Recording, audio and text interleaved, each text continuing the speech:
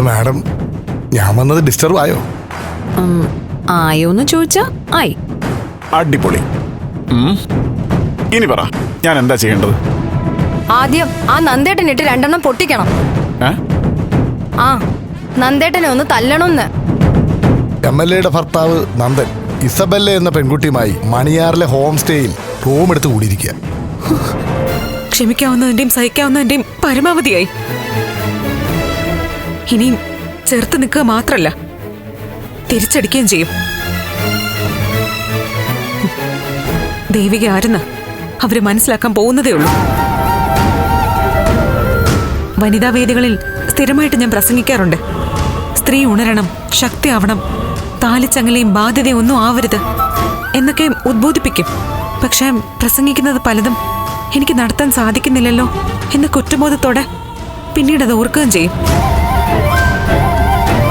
ഇനിയിപ്പോ ഞാൻ എന്റെ വാക്കുകളോട് നീതി കാണിക്കാൻ തന്നെയാ തീരുമാനിച്ചിരിക്കുന്നത്. കഴുത്തിൽ താലി കിടക്കുന്ന ഭാര്യ എല്ലാം സഹിക്കുമ്പോഴല്ല, അത് കെട്ടിയാൾ സത്യസന്ധനും വിശ്വസ്തനുമായിരിക്കുമ്പോഴാ താലി പവിത്രമാവുന്നത്, അതിന് പരിശുദ്ധി ഉണ്ടാവുന്നത്. അല്ലാത്തടത്തോളം കാലം അത് വെറും ഒരു വസ്തു മാത്രമാ. അല്ല, ആന്റി എന്തിനാ വിളിച്ചേ? അത് പറയേ. ആന്റി കണ്ടപ്പോ എന്റെ മനസ്സിലുള്ളതൊക്കെ ഞാനങ്ങ് പറഞ്ഞുപോയി. ആന്റി എന്തിനാ വിളിച്ചേ? നീ പറയുന്നതൊക്കെ ഞാൻ അങ്ങനെ ആവേശത്തോടെ കേട്ട് നിൽക്കായിരുന്നു. മിടുക്കി, ഇപ്പോഴാ നീ ഒരു ജനപ്രതിനിധിയായത്, ഒരു നേതാവായത്, അല്ല ഒരു സ്ത്രീയായത്. ഞാനൊന്ന് ചോദിക്കട്ടെ, നന്ദനും ഇസബെല്ലയുള്ള സ്ഥലം അറിഞ്ഞാ നീ അവിടേക്ക് ചെല്ലൂന്ന് പറഞ്ഞത് ഉറപ്പാണോ? ഉറപ്പിച്ച് തന്നെയാ ആന്റി ഞാൻ നിൽക്കുന്നത്. ഇത്രയും കാലം എന്റെ തീരുമാനങ്ങളിൽ പലതിനും ഒരു ചാഞ്ചാട്ടം ഉണ്ടായിരുന്നു. ഇപ്പോ ഉറപ്പോടെയാ ഞാൻ കാര്യങ്ങളെ സമീപിക്കുന്നത്. എന്റെ ആ ഫയൽ നഷ്ടപ്പെട്ടതിന് പിന്നിൽ ഭർത്താവാണെന്ന് തിരിച്ചറിഞ്ഞ നിമിഷം മുതൽ ഞാൻ എന്റെ നിലപാടുകളെ തിരുത്തി. എന്റെ ശക്തി ഞാൻ സ്വയം കണ്ടെത്തി. ആ സംഭവത്തോടെ ഞാൻ എന്നെ തിരിച്ചറിയായിരുന്നു. നന്ദും ഇസബെല്ലയും എവിടെയാണെന്ന് അറിഞ്ഞ അടുത്ത നിമിഷം ഞാൻ അവിടെ എത്തും. നന്ദുവിനെ പിടിച്ച് വീട്ടിൽ കൊണ്ടുവരും. എല്ലാവരുടെ മുന്നിൽ എല്ലാം അറിയിക്കുകയും ചെയ്യും. അടുത്തതെന്ത് ചെയ്യണമെന്ന് അവിടെ തീരുമാനിക്കും. എങ്കിൽ ദേവിക മണിയാറിലെ A to Z എന്ന ഹോം സ്റ്റേയിലോട്ട് ചെല്ലേ. അവര് രണ്ടുപേരും അവിടെയുണ്ട്.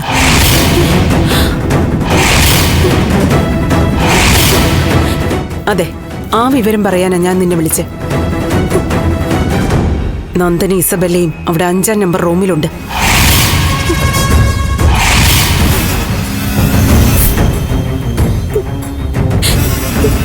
സത്യമാണോ ആന്റി?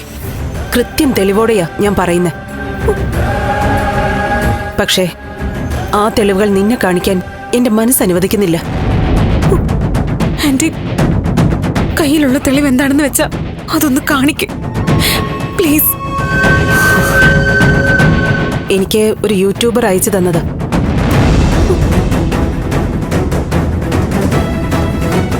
നോക്ക്.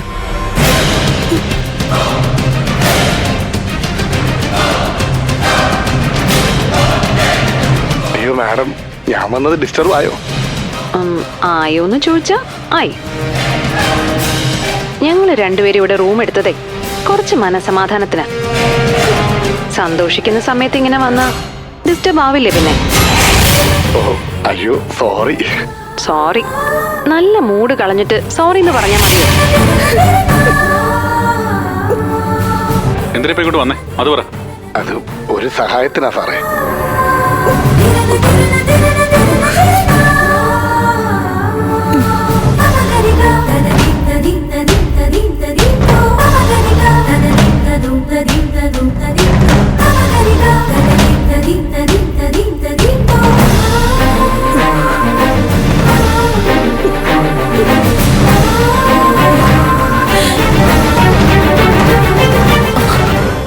ദേവിക,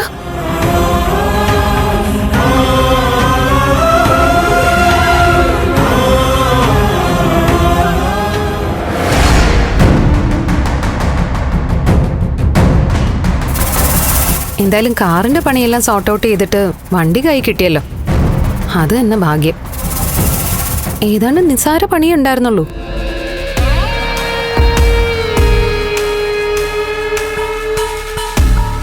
അവളെ കുറിച്ചാണെന്ന് തോന്നുന്നു ആലോചിക്കുന്നത്.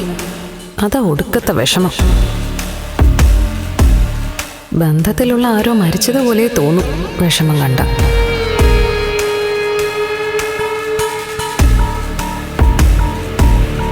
ഹലോ ഡാ, എന്താ എന്താന്നാ? എടാ, എത്ര നല്ല സ്ഥലമാ. ഇങ്ങോട്ട് വരുമ്പോ എന്ത് നല്ല സന്തോഷത്തിലാ ഞാൻ വന്നേ. ഇവിടെ നന്ദനും ഒത്ത് കുറെ സംസാരിച്ച് നല്ല ഭക്ഷണം കഴിച്ച് നല്ല ഫ്രണ്ട്സായി 2-3 ദിവസം കഴിയാലോ എന്ന് കരുതി. നന്ദൻ പക്ഷേ കടന്തല് കുത്തിയ പോലെ മുഖവും വലിച്ചു കെട്ടിക്കൊണ്ടിരിക്കുന്നു. ഒരു കാര്യം ചെയ്യാം നന്ദ, നമുക്കേ തിരിച്ചു പോവാം.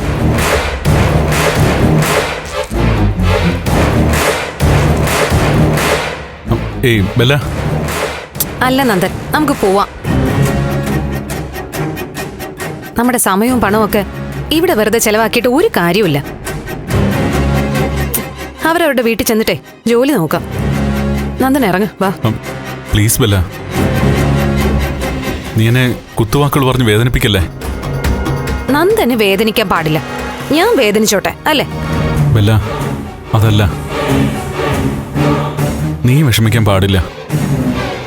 നിന്റെ കണ്ണ് നിറഞ്ഞാലും എനിക്കത് സഹിക്കാൻ പറ്റില്ല. സത്യാണോ?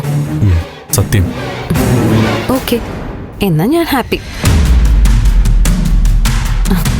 ഇനി നന്ദൻ പ്രശ്നം പറ, ഞാൻ കേൾക്കാം.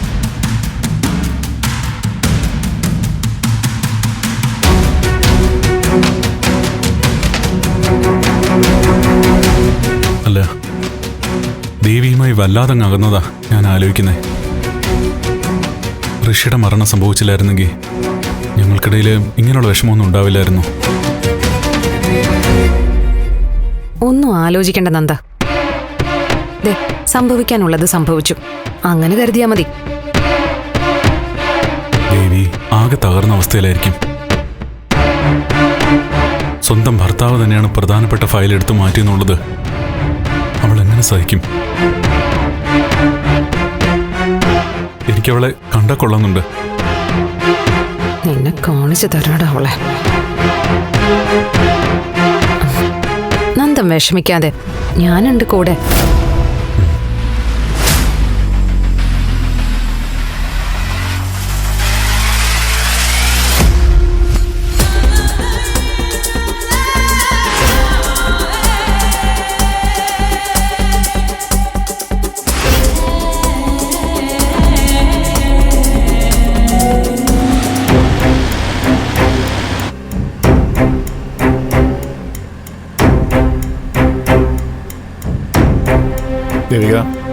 ദേവിക ടെൻഷൻ ആവണ്ട, ഞാനില്ലേ കൂടെ.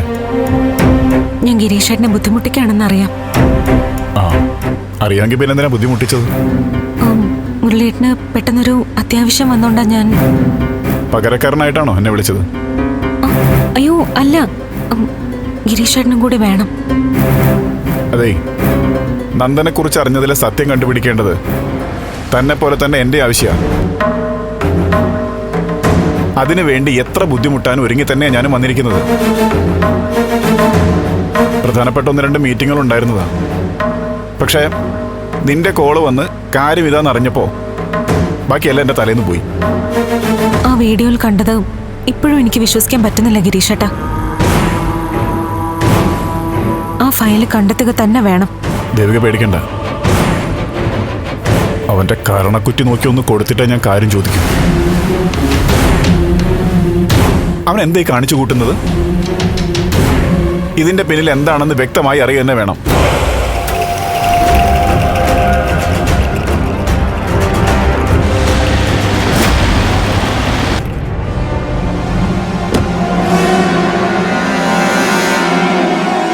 ശരികേ, എന്താ ഇത് കെവിൻ ചേട്ടാ? വാങ്ങിക്കേ. എന്താന്ന് പറ. എന്താന്ന് പറഞ്ഞാലേ വാങ്ങുള്ളൂ. ശരി, എന്നാ പിന്നെ ഞാൻ നിർബന്ധിക്കുന്നില്ല. അതിനിടയ്ക്ക് പിണങ്ങിയോ? ഇങ്ങ് തന്നെ, വേണ്ട.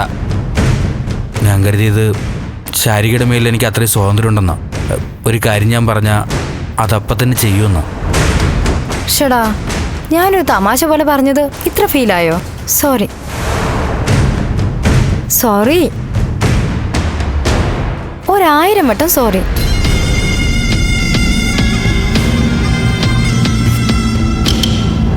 നോക്കിക്കോ, എല്ലാം അവസാനിക്കുമ്പോ ആരാ സോറി പറയാൻ പോകുന്നതെന്ന്. ഇതെന്താ ആലോചിക്കുന്നേ? ഇതങ്ങോട്ട് പിടിക്ക്.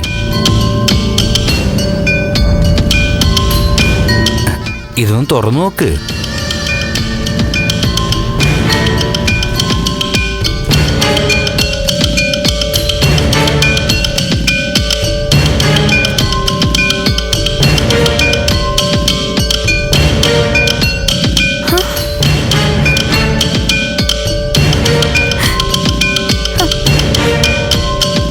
ഈശ്വര, ഇത് വളരെ വില കൂടിയ വാച്ചാണല്ലോ കെവിനേട്ടാ.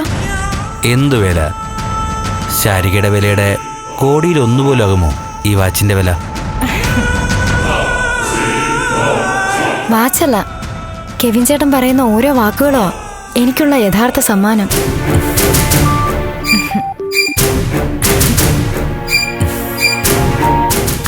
അത് കേൾക്കുമ്പോ എന്റെ മനസ്സ് സന്തോഷം കൊണ്ട് നിറയാ. ഏയ്, തിരിച്ച എന്റെ മനസ്സ് നീയാ നിറയ്ക്കുന്നേ. അതിരിക്കട്ടെ, വാച്ച് ഇഷ്ടപ്പെട്ടോ? പിന്നെ ഭംഗിയുള്ള വാച്ച്. അത് കെവിൻ ചേട്ടൻ തരുന്നയാവുമ്പോ ഇരട്ടി ഭംഗിയാ. സത്യം പറഞ്ഞാ ഞാനൊരു വാച്ച് ആഗ്രഹിച്ചിരുന്നു. ആണോ? ആ, അപ്പോ എന്ത് മനപ്പൊരുത്താണെന്ന് നോക്കി. എന്റെ പ്രിയപ്പെട്ടവളുടെ കൈ കിട്ടാൻ ഒരു വാച്ച് വാങ്ങണമെന്ന് ഞാനും ആഗ്രഹിച്ചിരുന്നു. താങ്ക്സ് കെവിൻ ചേട്ടാ. നമുക്ക് പോവാം.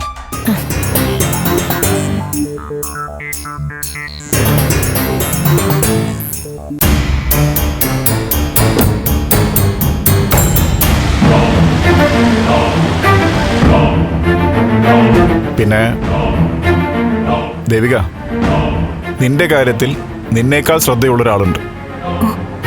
ആരാ? ശാരിക. നന്ദനെ കണ്ടുപിടിക്കുന്ന കാര്യമൊക്കെ പറഞ്ഞ് അവള് രാവിലെ എന്നെ കാണാൻ വന്നിരുന്നു. ആണോ? അതെ ദേവിക. അവള് വിവാഹക്കാര്യത്തിൽ അവളുടേതായ ഒരു തീരുമാനം എടുത്തു. അത് ശരി തന്നെയാ. പക്ഷേ കുടുംബ സ്നേഹത്തിന് ഒരു ഉലച്ചിലും വന്നിട്ടില്ല. അവള് എനിക്ക് വേണ്ടി നന്നായിട്ട് ബുദ്ധിമുട്ടുന്നുണ്ട്. ഇസബെല്ലയോടൊപ്പം നന്ദു ഉണ്ടെന്ന് കണ്ടുപിടിച്ചത് അവളാ. എങ്ങനെ അവളത് കണ്ടുപിടിച്ചത്? അതവള് വിട്ടു പറഞ്ഞില്ല. എന്നോട് സംസാരിച്ചപ്പോഴും അവള് പലതും ഒളിച്ചു വെച്ച് സംസാരിക്കുന്ന പോലെ തോന്നിയത്.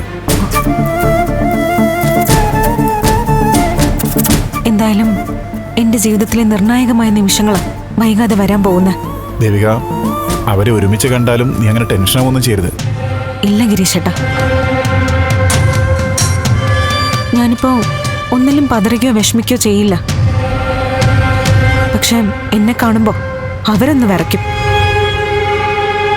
നമ്മളെ സ്നേഹിക്കാത്തവരാരെയും നമ്മളെ പ്രാണനെ പോലെ സ്നേഹിക്കാൻ പാടില്ല. അല്ലേ ഗിരീഷേട്ടാ? ദേവിക,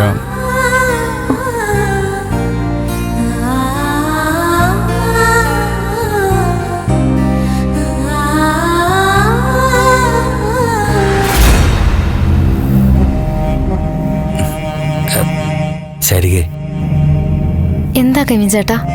എൻ്റെ ലൈഫിൽ ആദ്യമായിട്ടാ ഒരു പെൺകുട്ടിക്ക് ഇങ്ങനൊരു ഗിഫ്റ്റ് കൊടുക്കുന്നത്.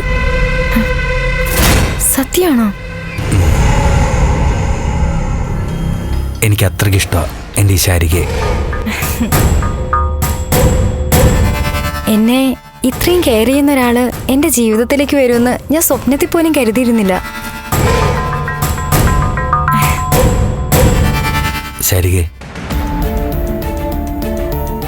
എനിക്ക് വലിയ സാഹിത്യമൊന്നും അറിയില്ല. അതുകൊണ്ട് തന്നെ മനസ്സിൽ നിന്ന് വരുന്ന യാഥാർത്ഥ്യങ്ങളാണ് ഞാൻ പറയുന്നത്. കെവിൻ ചേട്ടൻ പറ. എന്നെ ഒരിക്കലും വിട്ടുപോകരുത്. എന്താ ചേട്ടാ? എന്നെ ഒരു സാഹചര്യത്തിലും ഉപേക്ഷിച്ചു പോകരുതെന്ന്. നീയില്ലാതെ എനിക്ക് ജീവിക്കാൻ പറ്റില്ല ശാരിക. ഇത് ഞാൻ ചേട്ടനോട് അങ്ങോട്ട് പറയേണ്ട കാര്യങ്ങളാ. എന്നെ കൈവിടരുത്. ഞാൻ വലിയ തൻ്റെടിയാണെന്നും ആരും കൂടെയില്ലെങ്കിലും ലോകത്തെവിടെയും ജീവിക്കുന്നുള്ള തോന്നലായിരുന്നു ഇതുവരെ. പക്ഷെ ഇപ്പൊ മനസ്സിലാവുന്നു, ഈ കെവിനില്ലെങ്കിൽ ശാരികയ്ക്ക് ഈ ലോകം തന്നെ ഇല്ല. കെവിൻ ചേട്ടനാണ് എൻ്റെ ലോകം. അത് കേട്ടാ മതി.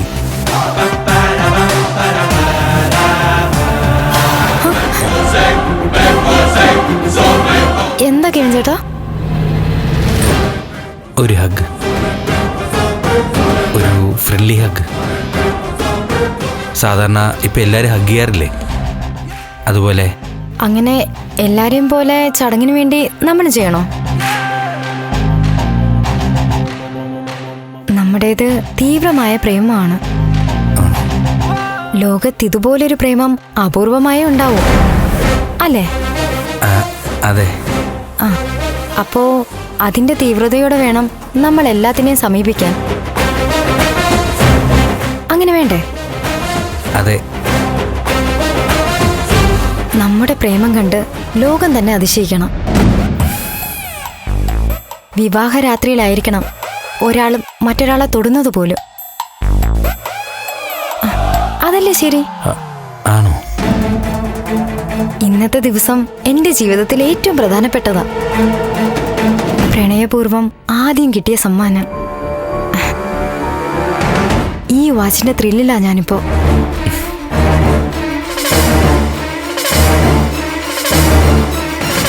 എല്ലാവരുടെയും സമയം കുറിക്കാൻ പറ്റിയ സമ്മാനം തന്നെയാ ഇവൻ എനിക്ക് തന്നത്.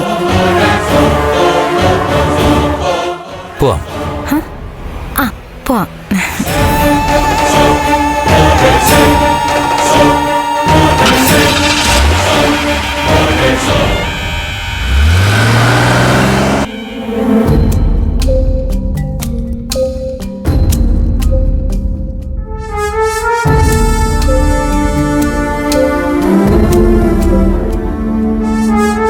മോളെ ദേവിക,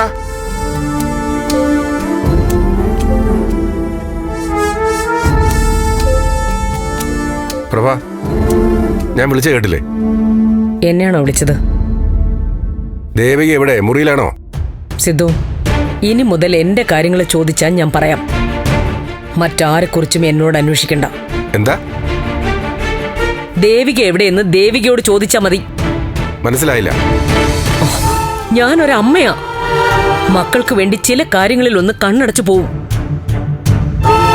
ലോകത്തുള്ള എല്ലാ അമ്മമാരും അങ്ങനെയാ. അത് മക്കളുടെ തെറ്റുകൾക്ക് കൂട്ടുനിൽക്കുന്നതൊന്നുമല്ല. ഒരമ്മയും മക്കള് കുറ്റവാളികളൊന്നും ആയി കാണാൻ ആഗ്രഹിക്കില്ല. മക്കളും ഭർത്താവും ഒക്കെയാ ഒരമ്മയുടെ ലോകം. നന്ദന്റെ സ്വഭാവത്തിലെ മാറ്റങ്ങൾ ഞാൻ പ്രോത്സാഹിപ്പിച്ചിട്ട് സംഭവിച്ചതല്ല. പക്ഷെ അവന്റെ വിഷമങ്ങൾ എനിക്ക് കണ്ടില്ലെന്ന് നടിക്കാൻ പറ്റില്ല.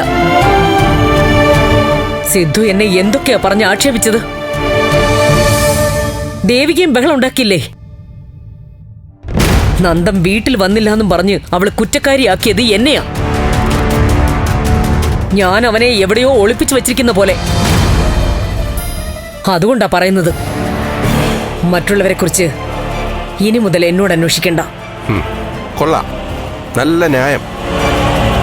താൻ അമ്മയുടെ മഹാത്മ്യം പറയുന്നു. അച്ഛനെക്കുറിച്ച് താൻ പറഞ്ഞതിനപ്പുറം പറയാൻ എനിക്കുമുണ്ട്. അമ്മമാര് കരയുന്നത് നമുക്ക് കാണാൻ സാധിക്കുമെങ്കിൽ അച്ഛന്മാര് കരയുന്നത് അവരുടെ മനസ്സിലാ. പോട്ടെ, അച്ഛനാണോ അമ്മയാണോ വലുതെന്നുള്ള മത്സരമല്ലല്ലോ നടക്കുന്നത്. ഇവിടെ തന്നെ ആരും മനഃപൂർവ്വം കുറ്റപ്പെടുത്തിയിട്ടില്ല. തനിക്കറിയാവുന്ന കാര്യങ്ങൾ മറച്ചു വയ്ക്കുന്നത് കാരണം മറ്റുള്ളവരുടെ ജീവിതം മാറ്റിമറിക്കപ്പെടുമെന്നാ പറഞ്ഞത്. ആ ഫയൽ കാണാത്തതിൽ ദേവിക അനുഭവിക്കുന്നത് തനിക്കറിയാം. ഇപ്പൊ ഇതാ ഇസബെല്ലയുടെ കൂടെ നന്ദൻ എവിടെയോ പോയിരിക്കുന്നു. താൻ അമ്മയുടെ പ്രശ്നങ്ങൾ പറഞ്ഞു. ദേവിക എന്ന ഭാര്യ അനുഭവിക്കുന്നതിനെ കുറിച്ച് താൻ പറയാത്തെന്താ? നമ്മളെ ദൈവങ്ങളെ പോലെ കണ്ടിരുന്ന ദേവിക ഇന്ന് ശക്തമായി പ്രതികരിക്കണമെങ്കിൽ അവളുടെ ഭാഗത്ത് ന്യായം ഉണ്ടെന്ന് ഊഹിച്ചൂടെ? ദാ, ഇപ്പൊ തന്നെ CM-നെ കാണാൻ സമയമായി. ഫയൽ നഷ്ടപ്പെട്ടതിന് CM എന്തൊക്കെയാ പറയാൻ പോകുന്നതെന്ന് അവിടെ ചെല്ലുമ്പോഴേ അറിയൂ. അവൾ എന്തുമാത്രം ടെൻഷനിലായിരിക്കും അറിയൂ തനിക്ക്. ഒന്നുമില്ലെങ്കിലും അവൾ നമ്മുടെ മകന്റെ ഭാര്യയല്ലേ? ആ ഒരു പരിഗണന കൊടുത്തൂടെ? ദേവിക മോളെ. ദേവിക ഇവിടെ ഇല്ല, പുറത്തേക്ക് പോയിരിക്കുക. ഇന്ന് വരെ മീറ്റിംഗ് ഒന്നും ഇല്ലെന്നാണല്ലോ പറഞ്ഞത്. സമയമായല്ലോ.